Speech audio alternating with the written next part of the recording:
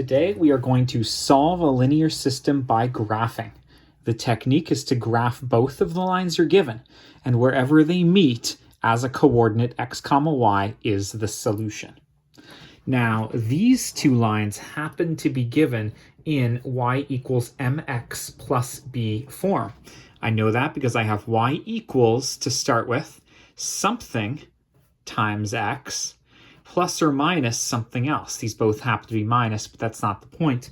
The point is you have y equals something times x and then plus or minus something else.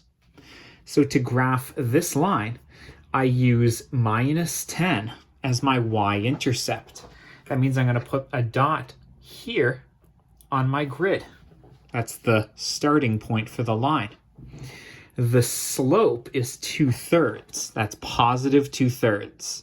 The way that I interpret that is from this point, I am going to go up 2 units and to the right 2 units. No, that's 3.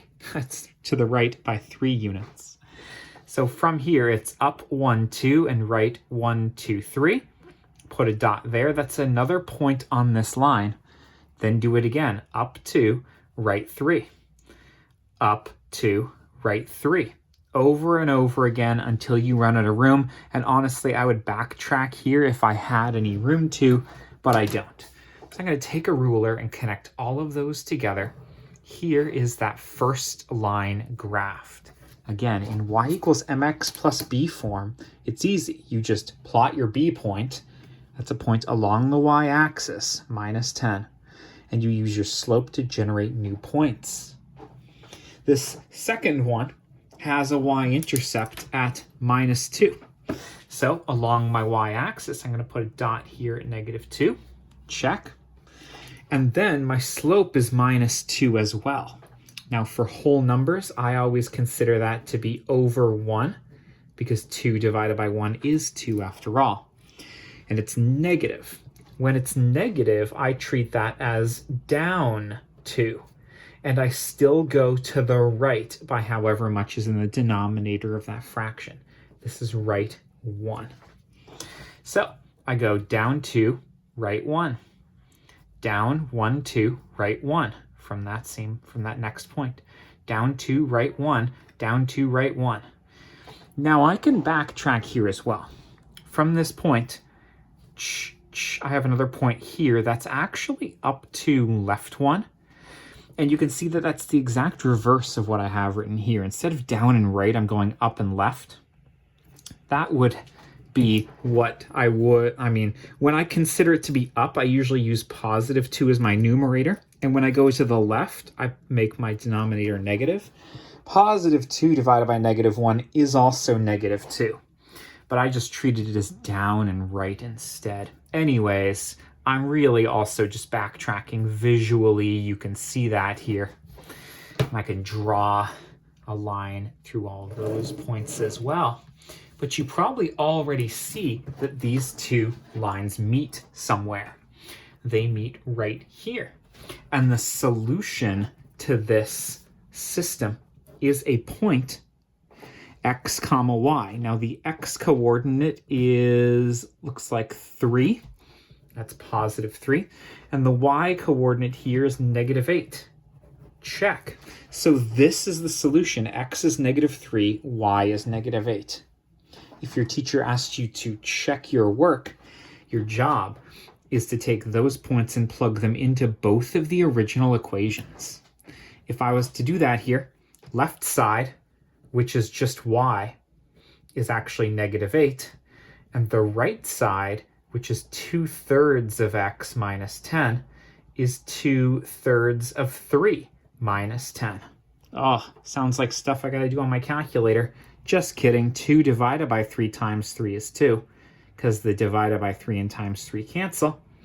And I get -8. Oh, look, left side equals right side. It works out. And the same will happen if you plug it into the second equation. That's the last time I'm going to check. I'm going to solve by graphing for the next ones. These are also in y equals mx plus b form. The only trick is that there's nothing added or subtracted from the end of this equation. But don't worry, that just means that the y-intercept is 0. And the slope of negative 1/4 means that from that point I will go down 1 and right 4. So from this point, down 1, right 4. Down 1, right 4. Oh, I ran out of space. I'm going to backtrack as well. That's up and left instead. Up and left instead. See how they all lie along a line? You might be able to backtrack visually instead of counting and using directions like up, down, left, and right. Okay, there's my first equation. That looks great. I guess that's the line, actually. Let's use purple for the next one. I'm supposed to start at negative 3.5. Ooh, sounds like we've got a decimal there. Negative 3.5 is here, right between negative 3 and negative 4. From this point, I need to go up 1, right 3. So up 1. Now be very careful. I'm actually going up like a half and then another half. That gives me up 1 full unit. 1, 2, 3. Up 1, 1, 2, 3. Up 1, 1, 2, 3. Okay, and I can backtrack if I want. Down 1, left 3, down 1, left 3. But what matters is that all those points lie on a line and that the two lines probably intersect somewhere. Let's see. They do clearly intersect here at this point. So the solution to this one, this is fun, is positive 6 as an x-coordinate, but the y seems to be somewhere between negative 1 and negative 2. I'm going to say it's about halfway, so it's negative 1.5. And if you do a check, left side equals right side, you'll find that that's the case. Now's a great time for you to mention, if you draw two lines and they are parallel, like they have the same slope and they never seem to meet, you are allowed to say no solution. And very rarely you'll draw two lines and they'll end up being the exact same line. You have to say that there are infinite solutions there because the lines meet literally everywhere. Let's do more. Again, these are in y equals mx plus b form. They often will be. Don't worry, we got one that's not on the next page. Let's just reiterate how this works. We got a y-intercept of positive 4. And from that point, we're going to go up 1, right 2. Up 1, right 2. Up 1, right 2. Up 1, right 2. Up 1, right 2. Up 1, right 2. And we're going to backtrack. That's down and left instead. Down and left. Down and left. Down and left, down and left. All of those points lie along a straight line. That's why they call it a linear system. Don't forget to put arrows on both ends of your line like I did, but I never said it out loud. And this next one starts at negative 6 on the y-axis and has a slope of negative 2. So it's down 2 and over 1. Again, if you're wondering why, it's because I'm putting this over positive 1. The minus here is what takes me down. The top of the slope is rise. And the bottom is what the run is. Anyways, it's down 2 over 1. And I'm going to have to backtrack that one. In fact, I definitely had to backtrack these lines. Look, they meet somewhere over here on the left. So up 2, left 1, up 2, left 1, up 2, left 1, up 2, left 1.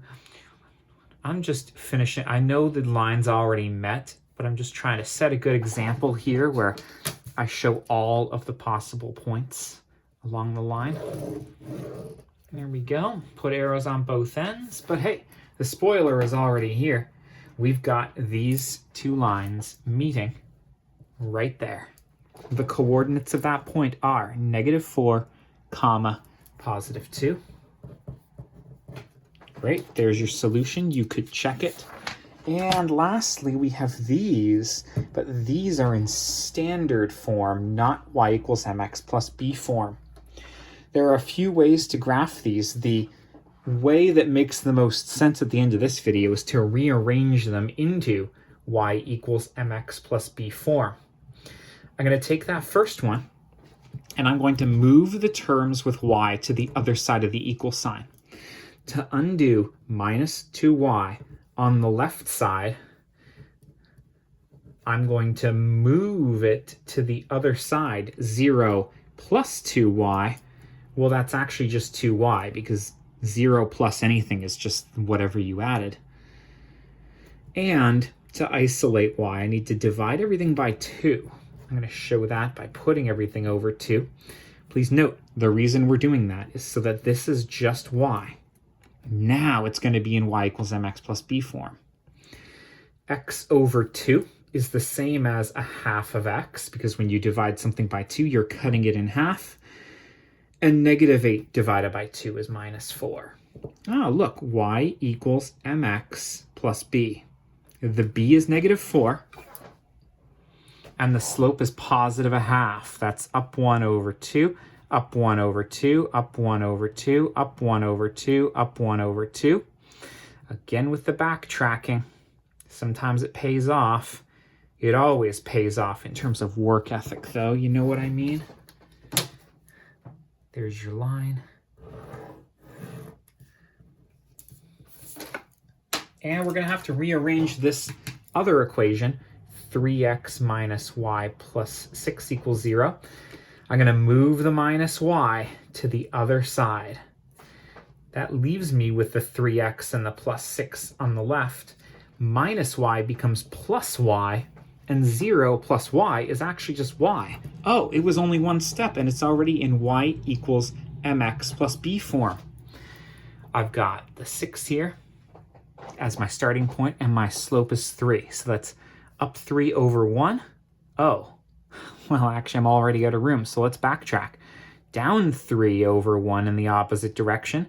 Down 3 over 1, down 3 over 1, down 3 over 1, down 3 over 1. Oh, look, backtracking paid off again. I told you it would, so do it. There's your straight line, arrows on both ends. Now, I've obviously rigged these so that they give nice whole numbers for most of the answers. These two lines clearly meet here at the very nice coordinate -4, -6. That's the x coordinate and y coordinate. But in the real world, you might end up with decimals. If you end up with decimals when you solve by graphing, then you probably should have, like in the real world, have solved it by substitution or elimination or some other method that you can solve linear systems with. But hey, you're here because you were asked to solve by graphing by your teacher, and guess what? You now have 4 questions like that under your belt. Hey, congratulations and best of luck.